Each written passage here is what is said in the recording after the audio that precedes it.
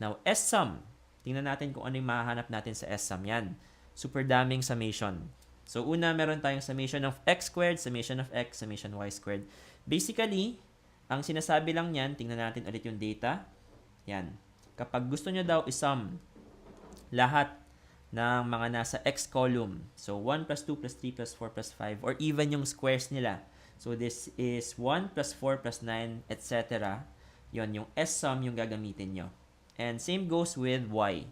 At marami ka pa dito, meron kang xy, x cube, x squared y, lahat ng possible combinations na ata pwede mong mahanap dito sa SSUM.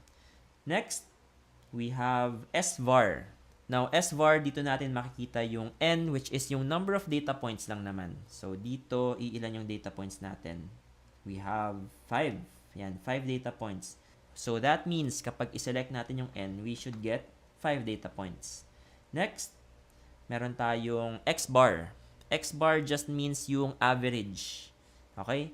Average or yung mean. So, ano yung average ng numbers from 1 to 5? Ito siya, 3. Okay? Next, x sigma n and x sigma n minus 1. This is the population and sample standard deviation ng x. Same goes with y. Y bar means yung mean ng y, yung kanyang population standard deviation and sample standard deviation. Next naman, punta tayo sa S points. Meron tayong minimum x, minimum y, maximum y. So, tulad ng min and max ng apps button na nakita natin kanina, this computes kung ano ba yung pinakamalaking data point sa x at pinakamalaking data point sa y.